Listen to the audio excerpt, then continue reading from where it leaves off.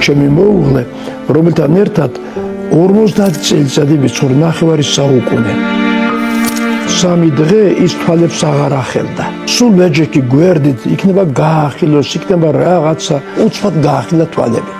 გამიხარდა, წამოიძახე ნინა, მიხეილ, ალექსანდრე, ჩემი შვილიშვილები და შვილი. ფიკამ თვალები გაახილა, ფიკას ვეძახოდი მას. მორბიან ისინი, მაგრამ ეს ჩვენ ვერ აღხედავს. აი კუთხეში იყურება.